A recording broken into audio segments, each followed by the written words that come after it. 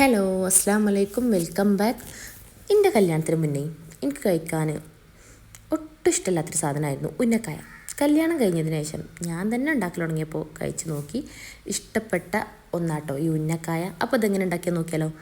നമ്മുടെ നന്നായിട്ട് പഴുക്കാത്ത നേന്ത്രപ്പം എടുത്തിട്ടേ നമ്മൾ ഇഡ്ഡലി ചെമ്പിലിട്ടിട്ട് ആവിക്ക് നന്നായിട്ട് വേവിച്ചെടുക്കുക. എന്നിട്ട് അതിൻ്റെ തൊലിയൊക്കെ കളഞ്ഞ് നന്നായിട്ട് കുത്തി ഉടച്ചെടുക്കുക. അതിൻ്റെ ബ്ലാക്ക് സീഡും നാരും ഒക്കെ കളയണം കേട്ടോ. എനിക്ക് എൻ്റെ കൂടെ 2 കുട്ടി പെട്ടാളുള്ളതുകൊണ്ട് ഞാനതൊന്നും ചെയ്തിട്ടില്ല. അപ്പോൾ അതൊക്കെ കളഞ്ഞിട്ട് നല്ല പോലെ കുഴച്ചെടുക്കുക. എന്നിട്ടൊരു ചീനച്ചട്ടിയിലോട്ട് 2 ടീസ്പൂൺ നെയ്യില്ലെങ്കിൽ ഓയിൽ, അതിലോട്ട് അണ്ടിപ്പരിപ്പ്, മുന്തിരി, നിങ്ങളുടെ അടുത്ത് എന്തൊക്കെ ഉണ്ടോ അതൊക്കെ ഇട്ടിട്ട് നന്നായിട്ട് വറുത്തെടുത്ത് 1 കപ്പ് തേങ്ങ, 1 ടീസ്പൂൺ ഏലക്കാപ്പൊടി, അത് ഞാൻ ഇതിൽ വീഡിയോ എടുക്കാൻ വിട്ടുപോയിട്ടോ. ഏലക്കാപ്പൊടിയും ആവശ്യത്തിനുള്ള പഞ്ചസാര പറ്റാത്തവർക്ക് ശർക്കര ഇട്ടിട്ടൊന്ന് മിക്സാക്കി വെക്കുക.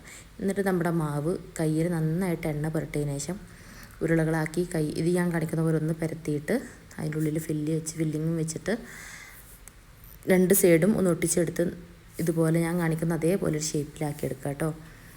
എന്നിട്ട് ഒരു ചട്ടിയിലോട്ട് നമുക്ക് പൊരിക്കാൻ ആവശ്യമായ എണ്ണ ഒഴിച്ച്, ഞാൻ അധികം എണ്ണ എടുത്തിട്ടില്ല, കുറച്ച് എണ്ണയിലാണ് ചെയ്യുന്നത്.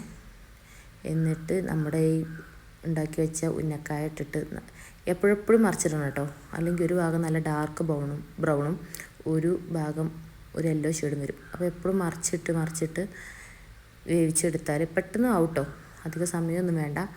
വേവിച്ചെടുത്താൽ നല്ലൊരു ബ്രൗൺ കളറായി വരും. അപ്പോൾ നമുക്കിതെടുത്തിട്ട് പ്ലേറ്റിലോട്ട് മാറ്റാം കേട്ടോ. ഇനി നന്നായിട്ട് വെന്തുടഞ്ഞാൽ നിങ്ങൾക്കൊരു 1-2 ടേബിൾ സ്പൂൺ അരിപ്പൊടി ചേർക്കാം കേട്ടോ. എന്നിട്ട് കുഴച്ചെടുത്താൽ മതി. ഇനി ഇതെങ്ങനെ നമുക്ക് ഫ്രീസ് ചെയ്യാൻ നോക്കിയാൽ ഒരു സിപ്ലോ കവറോ അല്ലെങ്കിൽ ഒരു ഹെയർ ടൈറ്റ് ആയിട്ടുള്ളൊരു പാത്രത്തിലോ ഇട്ടിട്ട് നമ്മൾ ഫ്രീസറിൽ വെച്ചാൽ നമുക്ക് ഒരുപാട് ദിവസം ഉപയോഗിക്കാം കേട്ടോ.